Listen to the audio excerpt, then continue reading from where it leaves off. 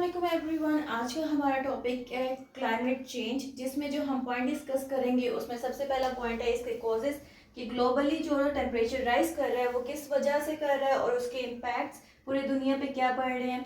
और फिर उस जो टेम्परेचर राइज हो रहा है उसके सोल्यूशंस देखेंगे कि क्या क्या ऐसे स्टेप्स लेने चाहिए जिससे वो जो टेम्परेचर राइज हो रहा है उसको हम कर्व कर सकें। उसके बाद हम देखें इसकी कुछ इंटरनेशनल कॉन्फ्रेंसेस जो अभी रिसेंट हुई हैं और कुछ इंटरनेशनल प्रोटोकॉल्स। इंटरनेशनल कॉन्फ्रेंसेस में हम देखेंगे, बात करेंगे COP27 की जो अभी रिसेंट हुआ था 2022 में।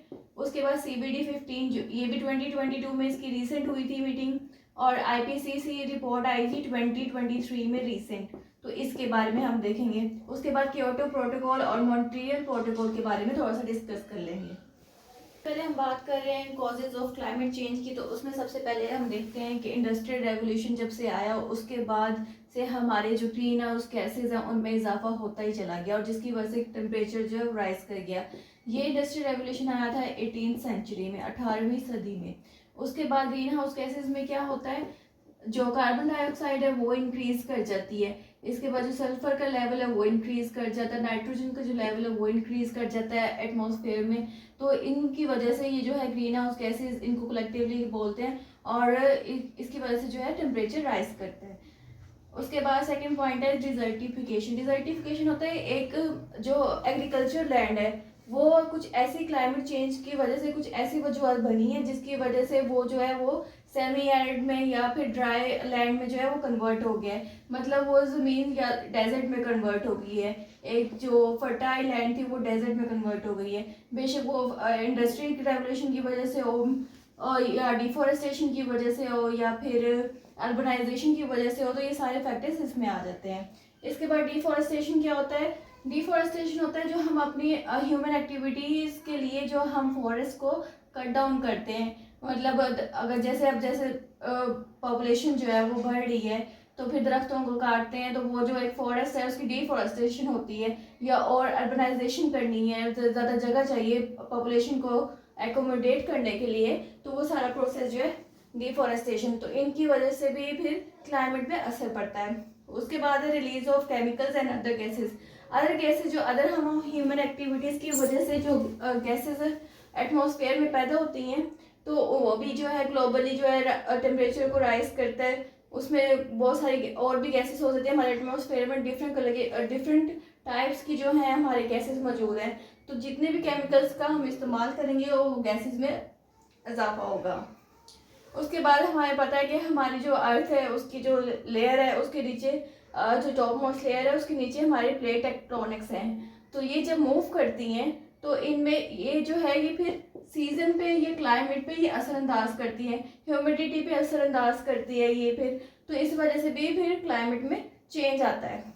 डिप्लीशन ऑफ ओजोन लेयर, जो हमारी ओजोन लेयर है वो हमें प्रोटेक्ट करती है सोलर रेडिएशन से, अल्ट्रावायलेट रेडिएशन से हमें जो है वो प्रोटेक्ट करती है। लेकिन क्लाइमेट चेंज की वजह से इस पर भी असरअंदाज हो रहा है और ये डिप्लीट कर रही है और एक ओजोन होल जो है वो बन रहा है। जैसे एक रिसेंट रिपोर्ट के मुताबिक अंटार्कटिका में जो है एक ओजोन होल बन चुका है। तो ये जो है ये डिप्लीट होती है फिर उससे, और ये जो है हम जो इंसान है वो अल्ट्रावायलेट जो रेडिएशन है उनसे महफूज नहीं रह सकते। और फिर जो वोल्केनिज्म है, इसमें ये जब इरप्ट होता है, वोल्केनो एक इरप्ट होता है तो वो डिफरेंट तरह की गैसेस जो है वो एटमॉस्फेयर में जो है वो पैदा करता है। तो जब वो पैदा करता है तो फिर उससे फिर क्लाइमेट में जो है वो चेंज आता है। तो ये कुछ कॉजेज़ हैं जिनकी वजह से जो है वो ग्लोबली जो टेम्परेचर है वो राइज कर रहा है। ये तो अगर आपका करंट अफेयर्स या फिर ऐसे से रिलेटेड कोई टॉपिक है तो इनमें ज़्यादा इनको डिफाइन करने की ज़रूरत नहीं है। अगर कोई इन्वायरमेंटल साइंस से रिलेटेड आपका टॉपिक है तो फिर आपने एक टर्म को ज़रूर डिफाइन करना है। अब बात करें इसके इम्पैक्ट्स की कि ऐसे क्या इम्पैक्ट्स हुए क्लाइमेट चेंज की वजह से ग्लोबली, जो इम्पैक्ट्स वर्ल्ड वाइड पड़े उसमें देखते हैं।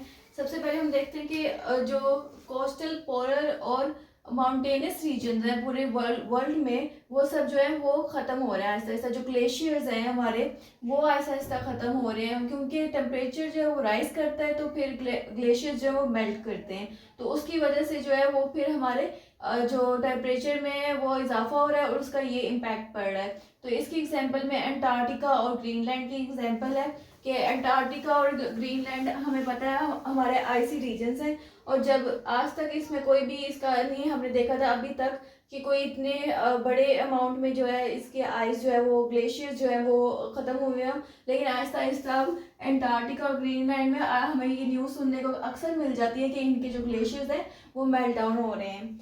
इसके बाद जो सेकंड पॉइंट है वो ये है कि हमारी जो बायोडाइवर्सिटी है वो लॉस हो रही है। बायोडाइवर्सिटी बायोडाइवर्सिटी क्यों लॉस हो रही है? क्योंकि हमारे जो टेम्परेचर राइज हो रहा है, और ये जो पॉइंट है ये मैंने लिया है डॉन न्यूज़पेपर से ली है। ये जो पॉइंट्स हैं ये मैंने सारे जो है वो कुछ डॉन न्यूज़पेपर से लिए हैं और कुछ जो है आईपीसीसी की अभी जो रिसेंट रिपोर्ट आई है 2023 की उसमें से लिए हैं। तो ये फैक्ट्स एंड फिगर्स जो है ना ये न्यूज़पेपर में आ जाते हैं, आपको किसी भी न्यूज़पेपर से मिल जाएंगे।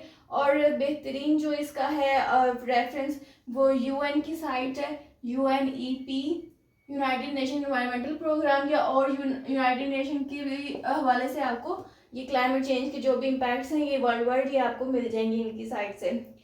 तो ये जो है ये पॉइंट जो है ये मैंने डॉन न्यूज़पेपर से लिया है, ये भी मैंने डॉन न्यूज़पेपर से लिया है। तो 13 to 14% जो है हमारी टेरेस्ट्रियल स्पीशीज लॉस हो रही है एनुअली, अगर ये टेम्परेचर जो है 1.5 डिग्री से राइज कर गया।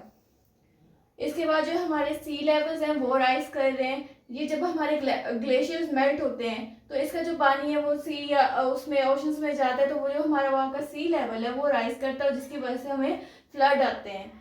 तो अगर ये टेम्परेचर 1.5 डिग्री से 2030 तक ये अगर कर्व ना हुआ और इससे 2030 के बाद इससे राइज कर गया तो ये मज़ीद जो हमें इम्प्लीकेशन अभी भी हम देख रहे हैं मज़ीद हमें देखनी पड़ेंगी। इसके बाद जो है ग्लोबली हमारी एग्रीकल्चर जो है वो तबाह हो रही है, जिसका रिजल्ट ये होगा कि जो हमारा फूड है वो आहिस्ता आहिस्ता उसमें कमी आएगी। हमारी जो फर्टाइल लैंड है, जो हमारा फर्टाइल सॉइल है वो हमारा जो है वो ख़त्म होता जा रहा है ड्यू टू फ्लड्स या राइज ऑन टेम्परेचर की जो इम्पैक्ट्स हैं उसकी वजह से।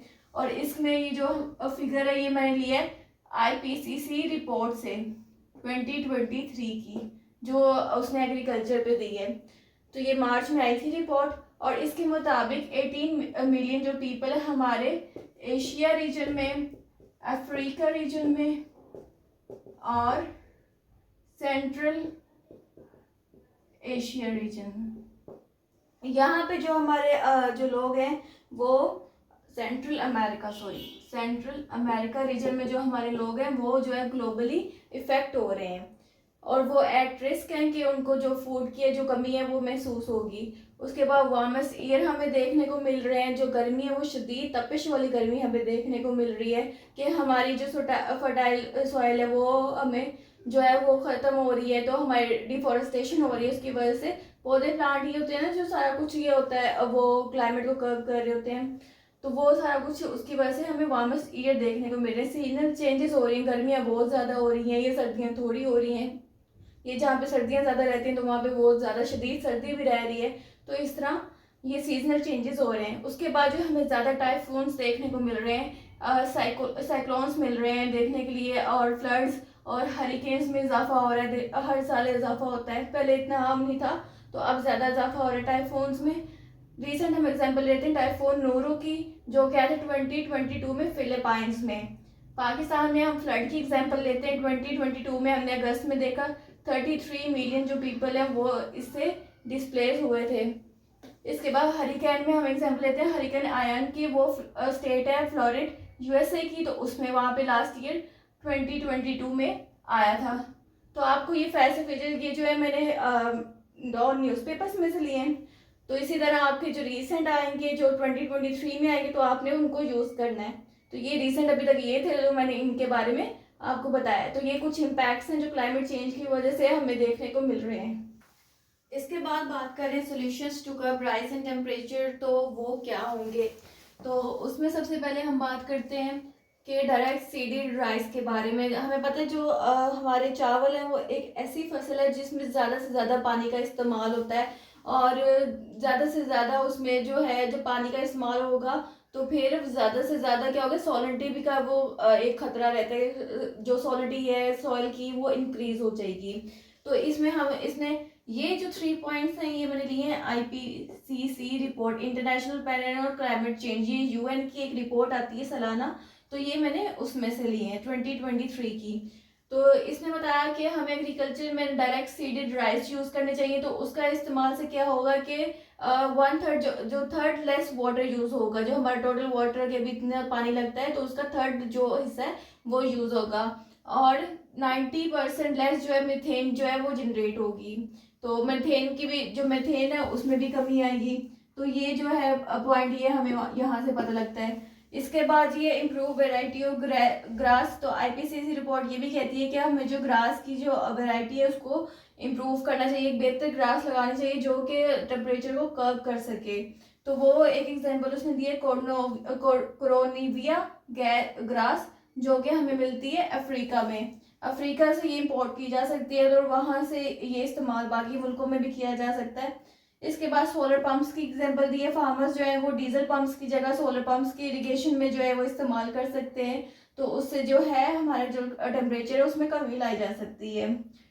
और इसके बाद ये जो पॉइंट्स हैं मैंने डिफरेंट न्यूज़पेपर्स में से लिए, तो इसमें हमें पॉइंट बताया गया है कि रिन्यूएबल एनर्जी का हमें इस्तेमाल करना चाहिए, नॉन रिन्यूएबल एनर्जी जो हमारे पास सोर्सेज है उनको छोड़ के, जैसे उसमें शामिल है हमारे पास फॉसिल फ्यूल्स, पेट्रोलियम या कोल का इस्तेमाल, ये जो है ये हमारे नॉन रिन्यूएबल एनर्जी रिसोर्सेज है। तो हमें इनको जो है ये ज़्यादा टेम्परेचर राइज करते हैं, क्योंकि इनको बर्न करने से, ये हमारी इंडस्ट्रीज में जब यूज़ होते हैं इनको बर्न करने से हमारा जो टेम्परेचर है वो इंक्रीज कर जाता है। तो हमें रिन्यूएबल एनर्जी का इस्तेमाल करना चाहिए, जिसमें हमारे पास आ जाते हैं सोलर पैनल्स आ जाते हैं इलेक्ट्रिसिटी के लिए, या हाइड्रो प्रोजेक्ट्स आ जाते हैं, या फिर जियोथर्मल प्रोजेक्ट्स आ जाते हैं, विंड का इस्तेमाल आ जाता है। तो इन का इस्तेमाल से हमें अपनी बाकी इंडस्ट्रीज़ की जो ज़रूरियात हैं वो पूरी करनी चाहिए, ताकि हमारे टेम्परेचर में जो है वो कमी आ सके। इसके बाद हमें कुछ टेक्नोलॉजीज अब आ गई हैं विद द एडवांस एरिया की वजह से,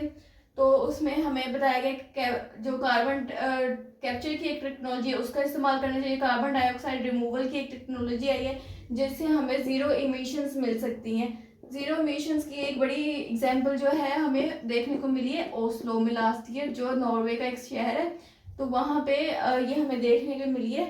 तो इसने ज़ीरो इमिशन का जो एक स्टैंडर्ड सेट था उसको अचीव किया।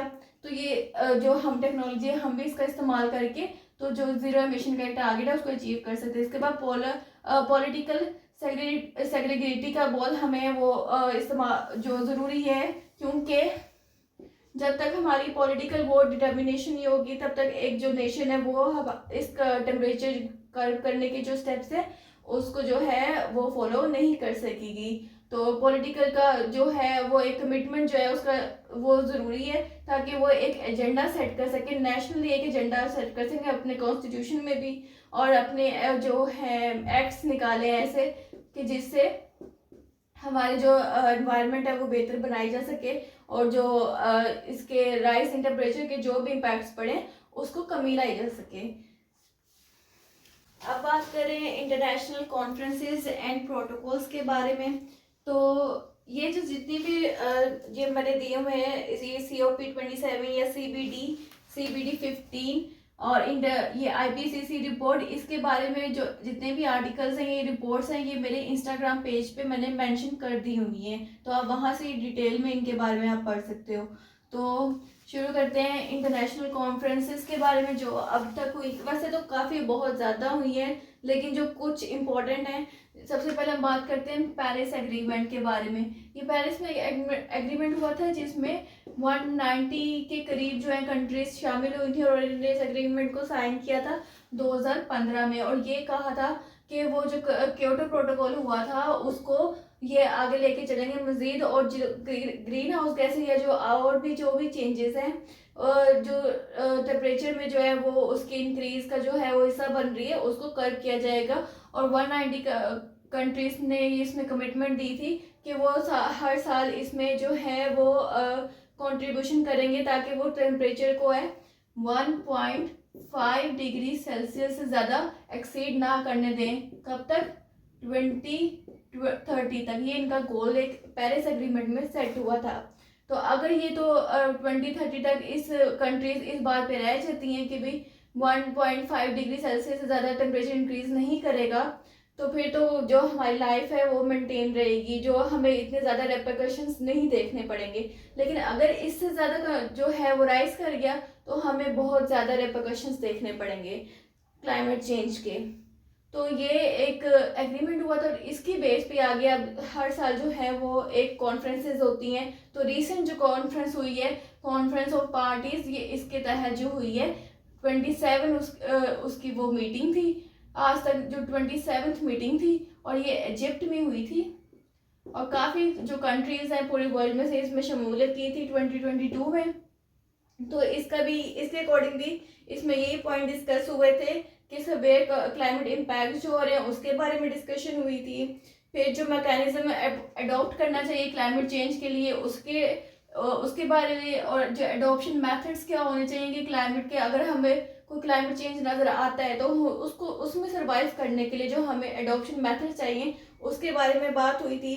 इसके बाद जो लॉस और डैमेज हुआ है जितना भी क्लाइमेट की वजह से रिसेंट ईयर्स में, तो उसके बारे में, उसकी फंडिंग के बारे में, फाइनेंशियल असिस्टेंस के बारे में दूसरी कंट्री से, उसके बारे में बात हुई थी।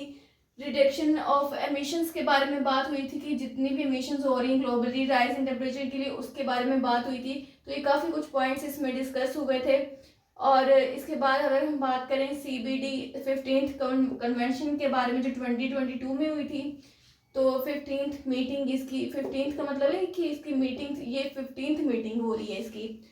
CBD का क्या मतलब है, कन्वेंशन ऑन बायोडाइवर्सिटी। जो हमारी बायोडाइवर्सिटी हर साल लॉस हो रही है तो उसके बारे में कन्वेंशन थी, और इसमें भी यही बताया गया था कि जो इंटरनेशनल फंडिंग रिक्वायर्ड है 2022 में डॉलर थी, मिलियन डॉलर थी, या फिर 2030 मिलियन डॉलर, इस तरह की कोई इसकी थी रिसेंट। तो इस तरह की फंडिंग रिक्वायर्ड है, और जो इंडिजिनस पीपल है उनको जो है वो सेव करने के लिए, उनकी उसकी लोकली जो कम्युनिटीज़ है उनके लिए सर्वाइवल के लिए, तो उसके बारे में बात हुई थी। और सबसे इम्पोर्टेंट जो इसका पॉइंट है ऑब्वियसली बायोडाइवर्सिटी का जो लॉस हो रहा है उसको प्रोटेक्ट करने के लिए हर कंट्री का जो एक लॉ होना चाहिए, और उसके बारे में बात हुई थी। उसके बाद बात करें IPCC रिपोर्ट के बारे में, जिसका मतलब है international panel on climate change, UN की ये रिपोर्ट है जो हर साल आती है। तो इस रिपोर्ट में भी ये बताया गया था कि पेरिस एग्रीमेंट को डिस्कस किया गया था कि पेरिस एग्रीमेंट में 1 डिग्री सेल्सियस टेम्परेचर का जिक्र किया गया है कि इससे राइज नहीं होना चाहिए, और अगर इससे राइज होता है तो फिर जो है हमें हार्मफुल इम्पैक्ट्स देखने पड़ेंगे। और अब इसने बताया कि यहाँ पे खदशा है कि 1.6 डिग्री तक जो है हमारा टेम्परेचर है वो राइज कर जाएगा, ये इससे भी ज़्यादा राइज कर सकता है, जो कि राइज करके जा सकता है 2 डिग्री सेल्सियस पे 2030 तक। अगर हमने 2030 तक 1.5 डिग्री जो है वो कर्व नहीं किया तो फिर ये 2 डिग्री सेल्सियस तक भी जा सकते हैं 2030 तक, जिसके बहुत ज़्यादा हार्मफुल इफेक्ट्स होंगे। इसके बाद ये बताया कि इस रिपोर्ट में ये बताया हुआ है एग्रीकल्चर के बारे में भी बताया, जो मैं पीछे डिस्कस कर चुकी हूँ। इसके बाद 47% जो है एमिशन जो है हर एनुअली होते हैं ह्यूमन एक्टिविटी की वजह से, जिसकी वजह से जो है, और ये क्यों होते हैं, क्योंकि हमारे जो फॉसिल फ्यूल्स है उनको बर्न किया जा रहा है। फॉसिल फ्यूल्स कोल, पेट्रोलियम, इंडस्ट्री यूजेस के लिए जो है वो बर्न किया जा रहा है। पॉपुलेशन हमारी बढ़ रही है हर साल, तो उसके लिए अकोमोडेट करने के लिए हमारी इंडस्ट्रीज को भी ज़्यादा काम करना पड़ रहा है। तो इंडस्ट्री ज़्यादा वर्क करेंगी तो ये नॉन रिन्यूएबल जो हमारी एनर्जी रिसोर्सेज इनका इस्तेमाल होगा, ये भी डिप्लीट हो रहे हैं। ये बायोडिवर्सिटी में ही आते हैं फॉसिल फ्यूल्स जो है, तो ये भी डिप्लीट हो रहे हैं ऊपर से, और ऊपर से टेम्परेचर भी राइज कर रहा है। तो ये सारा जो है इसकी वजह से हमारे जो क्लाइमेट चेंज है वो उसमें इजाफा हो रहा है। उसके बाद जो हमारे इंटरनेशनल एक protocol very important Kyoto protocol के बारे में, जिसमें ग्रीन हाउस गैसेस को कर्व करने के लिए मोस्ट इम्पोर्टेंटली कार्बन डाइऑक्साइड को कर्व करने की बात की गई थी। ये जो बात है, ये कमिटमेंट शुरू हुई थी 19 सेंचुरी में, 1994 में और 5 में, इस तरह की इसमें ये बात हुई थी, लेकिन मजीद उसमें कोई इफेक्ट नहीं हुआ। तो मजीद जो फाइनल हुई ना वो फोर्स हुआ, ये वो हुआ 2005 में। तो इस प्रोटोकॉल के तहत हमें ये पता लगता है कि जो हमारे ग्रीन हाउस गैसेज है उसको कैसे कर्व किया जाए। इसने कुछ मैकेनिज्म ऐसे पेश किए, 3 मैकेनिज्म पेश किए थे इसने। उसके बाद मॉन्ट्रियल प्रोटोकॉल की बात करें तो इसमें इसने क्लोरोफ्लोरो क्लोरोफ्लोरोकार्बन्स, इसको करने की बात की थी। और इसमें ये आया था प्रोटोकॉल 1987 में, कनाडा में आया था। तो ये इसमें जो क्लोरोफ्लोरोकार्बन्स हैं ये जो है रेफ्रिजरेटर, ये इस तरह के अप्लायंसेस यूज़ करने से जनरेट होते हैं। मीथेन इसमें बड़ा इंपॉर्टेंट एक वो है, तो इसको करने की बात की गई थी। तो ये कुछ प्रोटोकॉल्स और कुछ इंटरनेशनल कॉन्फ्रेंसेज हैं जो आप हर पेपर में मेंशन कर सकते हैं। ये रिपोर्ट्स ये जो हर साल आती हैं ये आपने रिसेंटली लिखनी है। जो आपका पेपर अगर 2022 में हुआ तो आपने उसकी लिख देनी है। अगर 2023 में हो रहा है आपका पेपर तो 2023 में अगर इसके अलावा कोई रिसेंट रिपोर्ट आ गई है तो आपने उसको मेंशन करना है। तो ये कुछ इंटरनेशनल कॉन्फ्रेंसेज और प्रोटोकॉल्स डिस्कस किए मैं यहीं पे अपनी वीडियो को एंड करते हैं। सब्सक्राइब ज़रूर कीजिएगा चैनल को, दुआओं में याद रखिएगा। अल्लाह हाफिज़।